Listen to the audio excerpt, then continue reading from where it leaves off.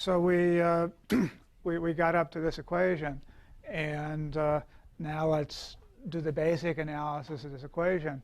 And there are a lot of possibilities, but the basic situation, which is certainly what's come out in the toy models people have looked at. So in particular, there's a paper from '06 by Schwartz, Perloff, and Vilenkin.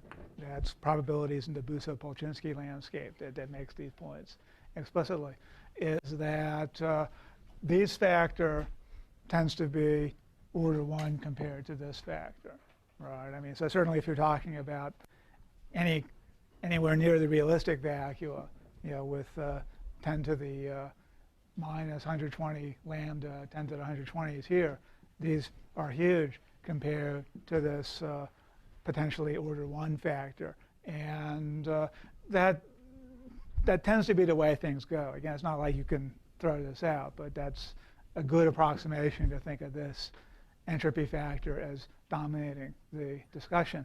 And so then, if you grant that, you can work perturbatively. So you have this matrix gamma, and you just arrange all the vacua in order of increasing lambda. So here's all lambda is greater than 0. We've thrown out everything else. And we'll put the minimum on the bottom. We'll put the maximum on the top. And then again, treating this factor as just some sort of order 1 stuff, what I've told you is that tunneling's down. Okay, so max was up here. So these would be tunnelings up. These would be tunnelings down. Tunnelings down are order 1. Tunnelings up are order this very small entropic factor, which in the case here is dominated by the this entropy factor coming from the minimal vacuum. So in some leading approximation, you could approximate this as 0 and then treat it as a perturbation. So in this approximation, the minimum eigenvector is just almost 0 and then concentrated on this minimal lambda vacuum. And then what sits down here is the sum of these tunneling rates out. In other words, the decay rate for the minimum lambda vacuum. Okay, so that's a simple kind of an answer.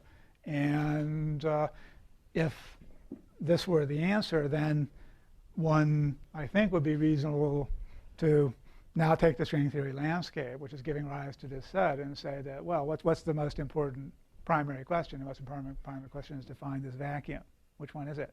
That's the one that somehow dominates the rest of the dynamics. Okay, so the first big question you could ask is, we'll say, is this mu? Okay, is this now the prediction? So have we actually solved this problem? And well, it's hard to know without knowing what this vacuum is, but this is where, unfortunately, anthropic considerations start to get into the game.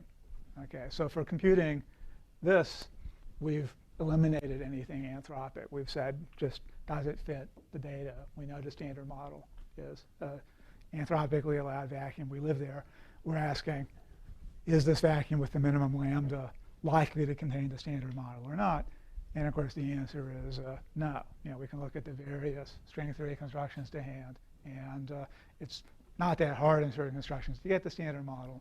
But conversely, if you pick a construction, pick a random vacuum in that family, it's almost never going to contain the standard model, and that's been quantified in some cases. So even if you just look at the spectrum, the matter spectrum to gauge group in type 2 Orientifolds, you find that a fraction of about 10 to the minus 9 of 2A brane constructions realize this. So 1 in a billion. This was a Gmeiner et al. From 2006, and that's a kind of typical number for these constructions that don't feed in or have some sort of preference for grain unification. Why doesn't this falsify the approach then? If that's because of the anthropic argument. So that's right. If we had to just say whatever's the most likely vacuum, that's it. This would falsify the approach. But now we can appeal to the anthropic argument and say, well, if it doesn't allow for any life, it's no good. But no, anthropic is much vaguer than that. That's right. So that's the problem with that argument, is that it's kind of vague. And so in writing this, I've said let's take something precise, which certainly includes the anthropic consideration. And then you're right. There's endless room for debate at this point. What do we take as our prior that we require? Right. And someday maybe we'll know enough to make that debate worth having. But at this point, Because what I'm trying to say is that right. It also depends on the year we do this question. That's right. That's right. It could be standard model plus. That's right. That's right. That's right. In 20 years, we'll do these calculations, and of course, we'll know. We already have Lorenz supersymmetry. So now that sits in the denominator. Well, yes and no. Again, as some sort of absolute statement of theory, then you're right. There should be absolute answers. As a statement of how much can we as humans say, given the data, this is a reasonable approach. And again, you can talk a lot about the generalities, but I'd rather just go on and say what would we need to know to get any kind of estimate of any of these things. And right, okay, so that's right. You'd certainly like to know what this vacuum is to have a hope of evaluating that point. If it's doesn't contain a Seattle model, it's not anthropically allowed, that doesn't, according to the usual way of thinking about this, falsify the theory, because we must live in this subset of allowed vacua, whatever they are. And so what we need to now do is to estimate these tiny, but yet non-zero numbers, and we do that by perturbation theory. So we treat the small up-tunneling amplitudes as a perturbation, and so the leading amplitude here for vacuum I is exactly gamma min comma I, the amplitude to have created by tunneling from this minimum lambda vacuum into I. The second order perturbation theory will be sum over all intermediates j, gamma min comma j, gamma j comma I, and so forth. So the picture is that there's some dominant or master vacuum, and then you can get various up-tunnelings. And from this point of view, they're all pretty much suppressed by the same factor here. And now this comes to the fore in evaluating the ratio of these amplitudes. And then once you go up, you tend to go down. And you're allowed to take however many steps you need. And it just becomes less and less likely. But now that's the picture of the calculation of this probability distribution. And it's really much simpler than the chemical analogy or something else that you might have postulated. Okay, so now let's look at this. Okay, well, how would you find the vacuum with the minimum lambda? Okay, so I'll tell you, although we're going to make an immediate correction to the picture after that. So I won't get into a lot of details about this, but lambda is obviously, in a model with any complexity at all, what is it? It's the value of the effective potential at the minimum. It's a sum of many quasi-independent terms, right? So we have flux vacua, we get contributions, flux squared, integrated over various cycles. We can independently choose flux on different cycles. So you get this distribution of many possible values of lambda in the general picture that Busso and Polchinski suggested. And now you're looking for something with an approximate cancellation, right? There's no reason for the cancellation. You add up independent terms and you tend to get something roughly uniform on the scale near 0. Okay, so from that point of view, it's very hard to find the minimum lambda vacuum. It's a deeply pessimistic statement, but what you could say a priori is that whatever class of vacua contains the largest number. Okay, so in this Busso-Polchinski ansatz, where you just model the vacuum energy as sum of flux squared in some fixed metric minus some assumed negative number, the higher dimensional space you're sitting in, the more likely it is you'll get near zero. And that's pretty much all you can say generically. And you'd make a similar statement in the more complicated, more realistic descriptions, such as what I did with Ashok and Denef and so forth. Okay, so from that point of view, it's really hard to know what this is. Just it's going to be something complicated. If you're looking at the family of Calabi-Yau, say heterotic type 2, whatever compactifications, it's going to be one with lots of cycles and lots of fluxes you can vary. And it's hard to be more precise. Okay, then what would you do? The really primary question, I think, if you believe this, would now be, you start with this guy, you tunnel up, you look at the decay rates out, what are these processes that talk about, that are possible tunnelings? Again, this is really in its infancy. Okay, so the toy models of the Bousso-Polchinski landscape, one typically says that a component of the flux vector can change by plus or minus 1 because there's a wrapped brane that implements that domain wall solution. And then you can compute that. A little more thought tells you that obviously this is, even though this was based on a brane computation and you're computing a BPS number approximately, it's heavily oversimplified because it depended on the choice of basis for these vectors ni. And just saying that you have a single non-zero component is not a basis-independent statement. So I think the fair statement is that nobody knows. Nobody knows how to treat this problem with many vacua. But what is probably true is that those wrapped branes, again, let's take 2B GKP KKLT vacua to be a little bit more precise. The domain walls in that case are wrapped D5 and NS5 or PQ5 branes wrapped on 3 cycles, and then they change the NS and RR fluxes over 3 cycles. And so the question of the allowed tunnelings is really pretty much exactly the question of what are the allowed BPS branes wrapping 3 cycles, what are the special Lagrangian manifolds. So it's an interesting question, which obviously this workshop has discussed. And if you, again, just count an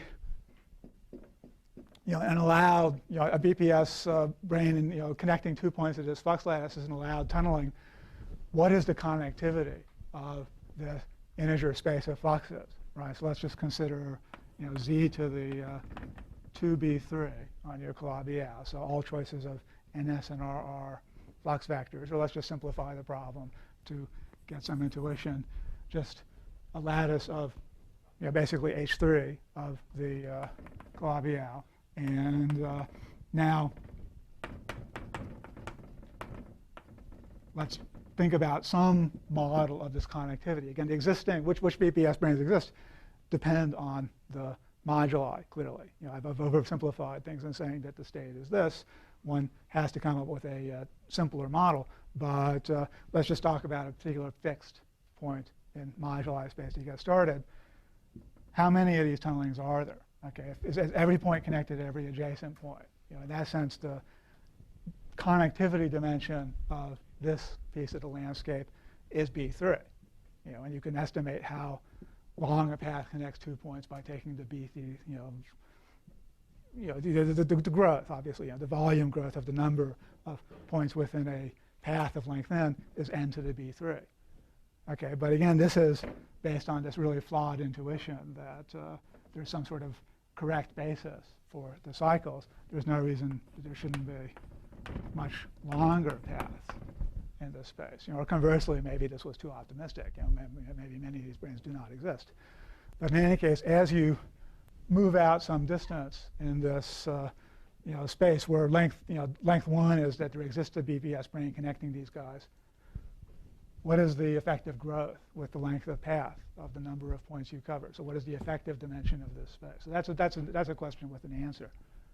And then, again, one can ask a variety of questions motivated by various models and now try to decide, well, suppose we start with some point here. We tunnel up. We follow these paths down. How much of the landscape do we cover? It might be that things are so connected, there are transitions, again, not really explored at all between Calabi-Yau's. Well, in this context, we know there are extremal transitions that would shrink cycles and blow up different cycles, but not explored in this context of studying tunneling. So it's known, for example, that the space of Calabi-Yau's is connected, at least the space of simply connected Calabi-Yau's is connected through the original extremal transitions, and it could be that it's all connected if you look at a broader class of such transitions. So given that the whole space is connected, what is its effective dimension in this sense? Okay, so if I consider a path of tunnelings of length n starting from one point, how quickly does the number of vacui I can access grow with the length of that path? And if that's big, then it starts to become reasonable to say that, well, you don't even care what this master vacuum is, because once you go through this process of tunneling and accessing the vacuum you can get through these paths, you really cover maybe the whole landscape, maybe such a big fraction of the landscape that you don't care where you started, or maybe a representative fraction of the landscape. So another variation on this. I won't get into all the details about counting vacuum and so forth, but one wants to summarize the properties of this distribution in terms of estimate how many vacui have this cosmological constant, this gauge group, this coupling constant, and so forth. And it could be that even though you've only covered a piece of the landscape, the distribution of vacui is the same in that piece as it is within the whole landscape. So then you would have a representative set. And again, you wouldn't care. Okay, or again, there might be more structure to be found than that. Maybe the sky, by virtue of counting vacuum and so forth, really wants to be type 2 on a Calabi-Yau with some huge number of cycles. Maybe that is generally preserved by this process. And so then we would at least have the generic prediction that there's all sorts of possibilities, but type 2 on a Calabi-Yau with a lot of cycles is preferred by this dynamics. So I think these are questions that one can work on, just accepting and not even learning the weird story that goes into this formula, but just taking it at face value and trying to see where, what it would predict. Okay, so now I'm going to get to the correction I was going to make, which is that if this were always a good formula, then that would be more or less the right answer. But this is, of course, the real formula is more complicated than this. And the most, certainly best studied and probably the most important correction to this formula has to do with supersymmetry. Okay, and of course, we know that if we had taken, of course, it's ADS, so the argument I'm about to give is complete hand-waving. But if we had been talking about tunnelings between ADS vacua, one of them was supersymmetric, we know that that is stable. There would not be a tunneling out of that ADS vacuum. And so we've missed something here. These formulas do tend to predict such tunnelings, and there's a delicate cancellation which takes place in the supersymmetric case, which cancels that, eliminates that tunneling rate. And so various people have looked at that. And the most recent discussion I know about is in this paper of Michael Dine and collaborators. Okay, so what they were particularly focusing on is vacua near zero tunneling into these ADS targets. And one of the ideas that was thrown around in this business is to say, well, yeah, we have these vast numbers of flux vacua. We have vast numbers of ADS vacua as well. Maybe if we looked at all of these tunnelings, we would find that for every vacuum you construct up here, there's some tunneling down into an ADS that tends to destabilize it. And so this vast number of putative, metastable vacua are actually very short-lived, and we shouldn't count them. Okay, so that was an idea which these guys analyzed, and they derived the following formula for the case of tunneling from a nearly supersymmetric vacuum down to a supersymmetric ADS. And I remind you that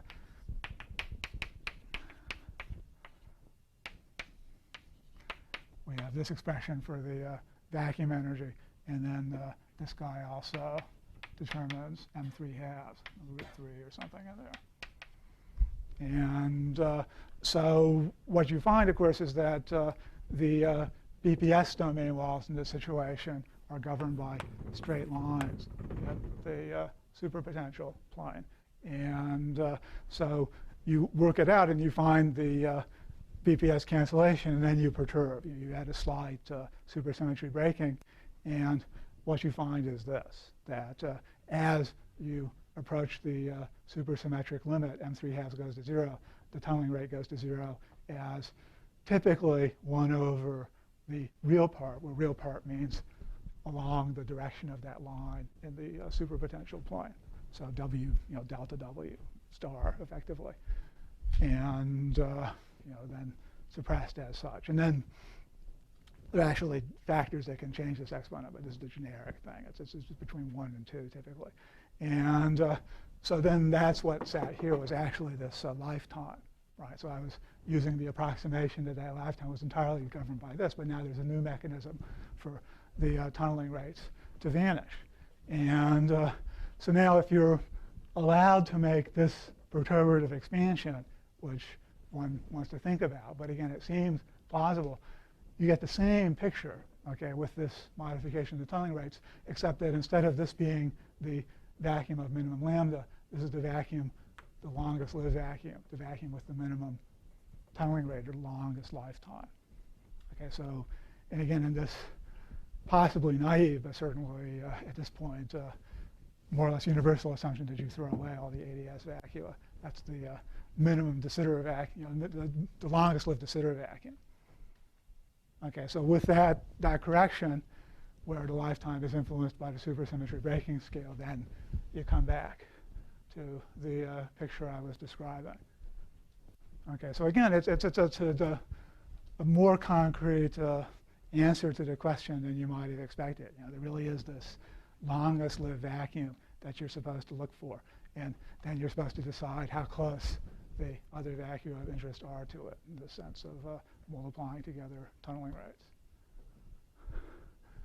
Okay, so so now, well, what could we say on this very general level, at the same level of precision I was saying before? Well, now we're looking for the longest lived vacuum, and now we know that it's very good to not be supersymmetric, because then you'd be ADS, but to be as supersymmetric as possible. And then that's I think, much more analyzable problem, because it doesn't depend on all these cancellations, which the lambda problem depended on. And in fact, what is very tempting to say at this point is that let's take type 2 for definiteness. We've got a Calabi-Yau. We've got our various B3 independent cycles. And now what we're going to do is we're going to look for the model that preserves supersymmetry almost everywhere and just has one either gauge or flux sector on a single cycle, which drives supersymmetry breaking and gives us one exponentially small scale in the problem. And that's going to be f squared, or f squared plus d squared in general. And then that's going to control the supersymmetry breaking scale. So what we're going to try to do is cook up this thing that's got this single cycle and m whatever it is, m gut, m Planck, and we're going to get e to minus 1 over g squared for some g that we fix using moduli stabilization. And then you can estimate the g, because what determines the g's in this flux compactification business is the tadpole constraints. You're not allowed to postulate any fluxes you want, because then you could get an infinite set of vacua. In every precise problem, there's topological conditions, such as the tadpole constraint of the GKP vacua, that constrain the fluxes. And basically, the maximum ratios you can get here are the same order as that number. Okay, so in the case of GKB, or let's say F theory, okay, so now you go on a fourfold, and the tadpole constraint tells you that the G wedge G, or the F wedge H for the 2B case, plus the number of D3 bands can be as large as chi over 24 for a fourfold. And so the chi over 24 is known to go up to 75,000. That's this very symmetric manifold that Klemenol found. And so it's conceivable, not very clear, but conceivable that you can get numbers of that order here. Okay, which certainly very much beats our poor vacuum, and almost everything else you could do here. And so if you believe this prescription, there may be a simple, principle that lets you decide, what's a likely maximal lifetime vacuum. And again, it tends to be one that's got a lot of cycles, but now for a more definite reason, not just this kind of complexity reason, but because we needed those cycles, not just to get lots of cycles, but to get a large number into the game at this point, where we set this gauge coupling that controls the exponentially small hierarchy. So it's a different argument, but possibly compatible with the rough conclusion of the previous argument that there is some master vacuum, and it's a really complicated Calabi-Yau, but now even suggesting what kind of construction on what kind of Calabi-Yau to look for. And then I think what one does after that depends very much on the answer to this question about the connectedness of the landscape. Obviously it could be that everything's pretty much connected, and that's a interesting piece of information which drops out of the final results the way most of the rest of the discussion drops out. Or it could be that, well, just because of this fact you favor complicated Calabi-Yaus and you favor these small supersymmetry breaking scales. Again, this is so much below and so different from what anybody imagines as a realistic model with low energy supersymmetry that it's hard to even guess, how close it is to low energy supersymmetry. But it makes the point that the answer to this question might actually be determined by things that have nothing in common with the traditional particle physics arguments for low energy supersymmetry. And they could favor low energy supersymmetry, or they might not. So it's probably, since almost 12, it's probably a reasonable point for me to stop and open this to questions.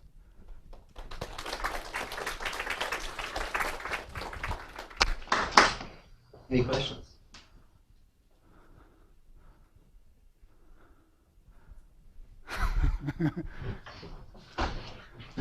No questions. You essentially, you I think it's already been asked that you really don't have any string input. Oh, at the later part of my talk, I certainly did. So, but well, for example, you're essentially working with classical tools, even if you. Well, in deriving this equation, I'm working with classical tools. It's more the simplicity of the resulting equation that I think would lead us to. All the analysis of string vector using effective filtering tools, which don't incorporate the. Well, let me say what I think is the biggest loophole to this weird, not conclusion, but certainly direction that the discussion is going, which is that not the effective potential per se, in my opinion, but the fact that we've imposed this 4+6 or 4+7 split. And so now what we've said is if we only search for inflating vacua among that subset, we're driven to the 6 or 7 dimensions being really complicated. And now, of course, that would lead you to say, well, why shouldn't the other 3 be complicated? Maybe if I do something else that ties together the 4 and 3 and the 6 dimensions, I can even do better than this. It just opens up many questions. But again, at least one has some idea what one's trying to optimize. I mean, I think I fully subscribe to the idea that you need some cosmological incorporating some cosmological ideas into the vacuum selection. I think, in my opinion, you have to work more with more string input in terms of incorporating. Well, I went over that part of the talk. You're right. No, to get anything out, there has to be content going in, and I went over that part of the talk much more quickly. This part of the analysis I've spoken about here in the past, and people are a little more familiar. But indeed, if I have 2 lectures at Leipzig, so I'll be able to do a better job on that. But certainly, any statements about the structure of the set of vacua and how connected they are depend totally on the actual string theory constructions. I have one question. I mean, amplifying my question when I was. There are ways we want to check if this idea is correct or not. And one way is to wait to see if they discover superstructure or whether these. Right. They are doing that. That's right. But actually, I would say that there's another way where experiments have already been done in the past. Okay. We discovered QCD, we discovered SU2 electroweak, and so on. So if we had asked this question in the 1930s and we had discovered string theory, but not any of these other forces or any other, or maybe even before then, we would have asked the question, is there an SU2, is there an SU3, and we would have come up with an answer. I mean, so it sounds like to me that, I mean, we don't need to do predictions, we can actually check the post-predictions. Oh, I agree. That definitely this is plan B, you know. I mean, it's much better to discover new physics. No, or I whatever. think something else. Okay. Assess the validity of this approach. Yes, right. We already have a lot of data. Well, Data is already the data which is as long as we can work within this kind of anthropic domain. That's right. That's with the anthropic, but yeah. come up with the precise Yeah. thing of what it is. That's the problem. Yeah, with yeah. Well, a lot is something is known. You know, it's an interesting literature. I think there are many vacua where you can quite plausibly say that's no good, and then there's this gray area where it's no good for any life anything like ours. You know, but who knows? And so, I mean, like, you know, you've heard these arguments. You know, like, you know, the up quark has to be lighter than the down quark. And these are all very solid things that you can directly check. And basic. I mean, suppose I compute the mu. I'm not Yeah, worried good. about the computability Right. of mu and all that. I'm just saying, I grant you all that. right. There's a way to do it and so forth. Good. I just want to know what it is that we will compute then. Okay, right. That's right. That's right. So in the anthropic situation, that's right. So now the calculation that you know, if you were a godlike being, that's right. You might now try to do mu sm over mu anthropic, and what does mu anthropic involve? Well, you know, Weinberg argued that the lambda has to be very small, or more precisely, of course, you know, the lambda compared to certain things such as the proton mass and so forth. And then this presumes, of course, that you have any of the structure that leads to any kind of reasonable matter, right? Very generally, one suspects that no supersymmetric theory can ever be anthropically allowed because of the bosons, but you know, we don't really know. And there's this list of conditions which are in the literature that involve lambda, that involve, you know, the up quark, that involve the weak scale, and a few others. And then I think those are the things which I would say get into the gray area, right? I mean, if, you know, suppose you know, we change this mass ratio by 0.01%, a lot of chemistry would change. But is that? That's right. In principle, you don't need. That's right. You can broaden. Presumably SU3 is much better than SU4, say, for a color force. But SU5, who knows? That's right. No, it's an entertaining discussion, and I think these are interesting papers.